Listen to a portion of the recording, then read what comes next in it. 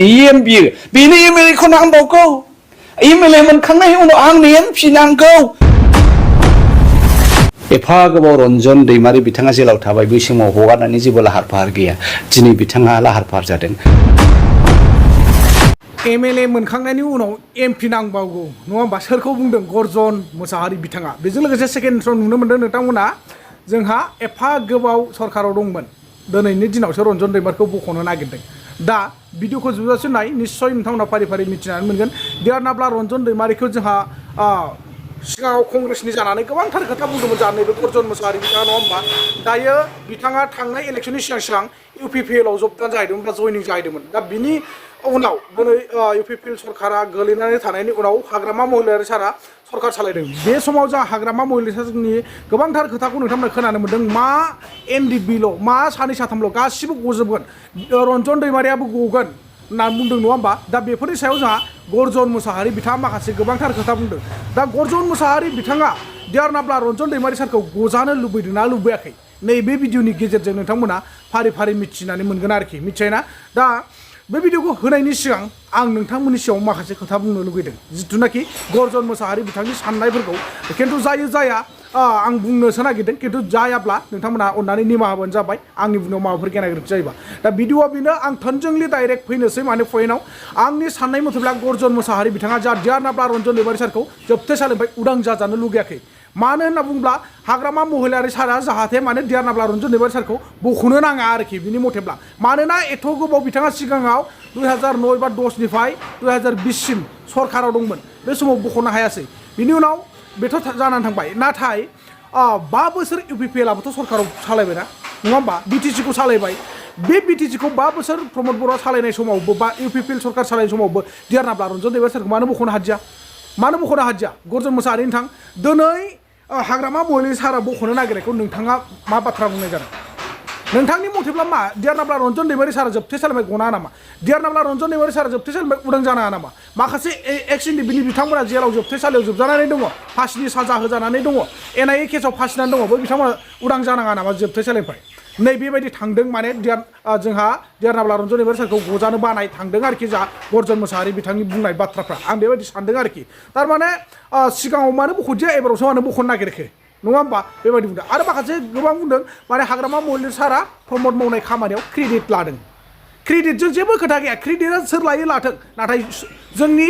NDFBनि बिर जोहोलाव बिथांमोनहा गनांगौ उदां जानांगौ केसफ्रा जोबनांगौ आरो लोगोसे बर' हारिनि गासैबो जेंनाफ्रा बा समस्याफ्रा बर' फिसाफोरनि गांनाय उखैनायफ्रा क्लियार जानांगौ साफा जानांगौ नै बेबादिबानो जोंनो माने खुनु खोथा गैया सोरबा क्रेडिट लायो लाया जोंहा बेखौ जेबो बाजानांगौ गैया दा जोंनि मथेब्ला देरनाब्ला रन्जन दैमारि सारजों लोगोसे गासै बर' हारिनि जेंना समस्याफोरखौ जा हाग्रामा महिलारि सारा फोजोबनांगौ होननानै जों आसा खालामो आरो फोजोबगोनखौबो जों मिजिंथिदों थ' बेनो जिथुनाखि गर्जन मोसाहारि नोंथांनि बुंनाय बायदिब्लाबो जाय बिथांमोनहा बर' हारिनि थाखाय बा बर' समाजनि जौगानायनि थाखाय खामानि मावगोन बिथांमोना अरायसम बर' रायजो राजानिफ्राय भट मोनगोन आरो नोंथाङा बुंदों बर' हारिनि माखासे रायजो राजाफ्रा खावनै दङ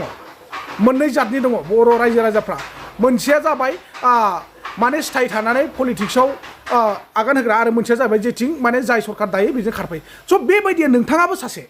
नोंथां गर्जन मोसाहारिया जेराव थाखा दं बेयाव गर्जन दं होननायसो ज' टका आसे ताते मेन्डेला आसे होननायनि खालामदों माने नोंथाङाबो थांनाय इलेक्सननि सिगां नोंथाङा गोबांथार खोथा बुंबाय माने कंग्रेसनि जानानै जि एकदमबारे टाइगार बायदि हब्रा बाथ्रा बुंबाय नाथाय बिनि उनाव मा नुनो मोनखो नोंथांखौ UPPL आव माने इलेक्सननि सिगां थ्राब खिजानि नोंथांमोन बायदि मानसिया थांनायखायनो UPPL आ थांनाय बाराव जेननो गोनां जादों खोमा नैबेखौसो जा साननो गोनां जाना फैदों मिथिबायना मानोना नोंथांमोनहा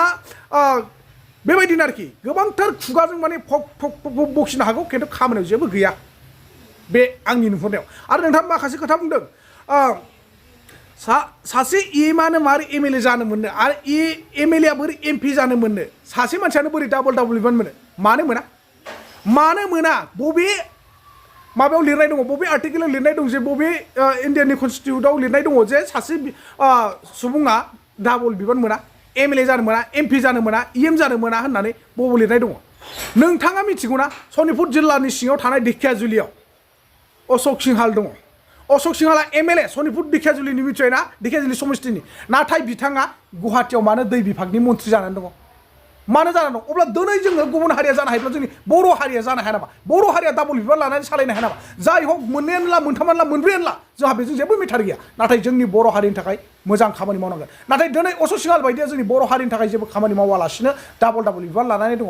नोंथाङा बेखौ नोजोर होदोंना नोंथांमोना बेखौ नुदोंना जोंनि बुंनांगौआ बेसो दा सनितपुर ढेकियाजुलिनिफ्राय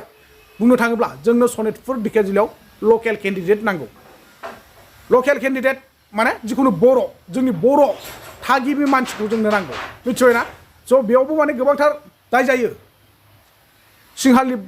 बाथ्रा बुंबा किसुमान मानसिफोरनाव गन्थ'आव दै नांहैयो मिथिबाय दा बेनो जिथुनाखि आं बुंनांगौखौ बुंबाय नोंथांमोना मा सानदों सोर निश्चय कमेन्ट सेक्सनाव फोरमायहर आरो भिडिअखौ जेसेबां हायो एसेबां शेयार खालामना होबानो जाबाय नोंथांमोनहा आरो लोगोसे सोरबाफोर गोदान फैदोंब्ला अननानै आंनि चेनेलखौ साबस्क्राइब खालाम आरो खाथियाव थानाय बेल आइकनखौ दाबायना लाबानो जाबाय आंनि गोदान भिडिअ आपल'ड होबाय थानाय जाहाथे नोंथांनाव थाबैनो मोनहैयो दा बेनो आरोना नोंथांमोन जा गर्जन मोसाहारि बिथाङा जिथुनाखि प्रमद बर'आ मा मावदोंमोन मा मावाखैमोन आरो सोरनि मावखोन्दायाव माने अमानि उनाव सैमा गाग्लिनाय बेफोरबायदि बाथ्रा बुंनाय जादों बिथाङा माने हमना ला प्रमद बर'आ मावनानै दोनखाजोबनाय खामानियाव माने हाग्रामाया नाम लागासिनो दं क्रेडिट लागासिनो दं बेफोरबायदि अब्ला बै समाव हाग्रामायाबो 17 बोसोराव किसुमान खामानिखौ मावना दोनखाजोबनायखौबो प्रमद बर'आबो 5 बोसोराव नाम लादों बेबायदि बुंनो थाङोब्ला मिथिबायना समान समानसो बेखायनो जेबो आंनि मावखोन्दाखौ बिथाङा मावदों बिथांनि मावखोन्दाखौ बिथाङासो मावदों होनलायनो नाङा बिथांनि आद्रा थानाय खामानिखौ आं मावाब्ला आंनि आद्रा थानाय खामानिखौ नोंथाङा मावाब्ला बा सोरबाया मावाब्ला सोर मावगोन अब्ला बै आद्रा थानाय खामानिखौ गारसोना दोननांगौ नामा गारसोना दोननांगौ नामा बिदिबा खामानिया बोरै जाफुंगोन जों बेखौसो नोजोर होनांगौ जाय हक जिखुनु जा बेजों जेबो मेटार गैया जोंनि बर' समाजनि थाखाय मोजां खामानि मावनाय जानांगौ आरो दैदेनगिरि नांगौ बेजों लोगोसे जोंहा डिआर नाब्ला रन्जन दैमारि सारमोनखौ बा NDFB केसनिफ्राय जोबथेसालिनिफ्राय उदां खालामना लाबोनांगौ जोंनो बेफोरबायदि लिडारशिप नांगौ स' थेंक इउ स' माच नेक्स्ट भिडिअ लोगो मोनसिगोन आं बारा गोलाव बाथ्राखौ बुंलिया आं दहाय होनखादोंना मोननै रोखोमनि रायजो राजा थायो माखासे रायजो राजाफ्रा एखेबारे फागुन बारनि जिगाब उरायलाबायनायफोरनि उरायफायो जायजों गभर्नमेन्ट जायो बेजोंनो खारफायो थाइसे थाइनै मोनगोन बायदिसिना खामानि मोनगोन बावहाय बे दोहौआ जाफाखायो आरो जायहा खैफोदनि समाव नाव गोबायाव गाखोनानै दैयाव हाबनाय नावनि दैखौ सारग्रा आरो पार्टिखौ बोखांग्रा बिसोरसो अरिजिनेल पार्टि जायो आं होनो BPF आ मा प्रब्लेम दङ एक नाम्बार BPF नि दानि जे केन्डिडेट लिस्टखौ नोंथांमोना नाय गसाइगाव मृत्युन्जय सोर सिटिं EM उदालगुरियाव रिहन दैमारि सोर सिटिं EM पर्बजरायाव केन्डिडेटआ सोर मुनमुन ब्रह्म सोर सिटिं EM दा बेनो BPF नि निथि आं सिगाङावबो रायबाय थाखाजों जे नोंथांमोना BLT महरै आन्दोलन खालामबोबाय डिभाइड आसाम 50-50 होनबोबाय हाजार जोंनि लाइमोनफोरा जिउ गारनांबाय EM जानायाल' EM जाबाय थानो मोनगोन नामा EM जानायानो MLA जानो मोनगोन नामा MLA जानायाल' MLA जाबाय थानो मोनो नामा MP जानायानो MP जानो थांबाय आं बे UPPL आरो BPF नि खोथा फैया बाहाय आं मोननैखौबो रायदों खारन आंनि मथेबा जोंनि लाइमोनफोरखौ जोङो सुबिदा होनांगौ आरो मा सासे MLA आ सासे EM बा MCLA आ 10 बोसोरनि बारा पलिटिक्सआव आंनि मथे केन्डिडेट मोना दिनैनि थारिखआव आंनि डिजाइन सोलियोबा आङो रावनोबो खननैनि बारा टिकेट होनाय नङा खारन गोबां लाइमोनफोर दङ लेखा गोरों लाइमोन जायफ्रा साख्रि बाख्रिनि जेबो सानसां गैया आन्दोलन दङ बिसिनि बिमा बिफा बिदा फंबाय सोरबा बुख्रुबजादों गाथ्रोबजादों सोरबा जिनाहारि खालामजादों जों बिसोरखौबोथ' नायनांगोन दा माबा मुनमुन ब्रह्म बिथाङा पर्बजरानि EM बियो बेनो MLA खौ नांबावगौ MLA मोनखांनायनि उनाव आंनो MP नांगौ आरे बाबा नों आब' प्रमिलाखौनो नायदो नोङो आं गेलेलाहाय आं बुरिबायहाय नै बोथोर जानाय लोगो लोगो फिर जस जाफिनबाय अरे बाप रे बाप तुम क्या मिला क्या नहीं मिला सब कुछ मिला है प्रमिला रानी बाइदो फिर भी बाप रे बाप पॉलिटिकल का संख्रि सरकारनि संख्रिखौ जाथारनांबावगौहाय लास होलाबावनांगौहाय होननानै नाजाबाय बेबायदि जायो नामा नोङो आन्दोलनकारि ग्रुपनिफ्राय उत्पन्न जानाय पार्टिफ्रा बेबायदि मालाबाबो जाया नाय एबाराव दाखालि जे 6टा जनगोष्ठीनि एगेन्स्टै जेबायदि जेनजेड ग्रुप फैदों बे जेनजेड लाइमोन यां ग्रुपफ्रा पार्टिखौ नायनाय नङा केन्डिडेटखौ नायगोन जायहा बिधान सभायाव एसेम्ब्लियाव थांनानै जाथिनि थाखाय हब्रानो हागोन खैफोदाव गसंगोन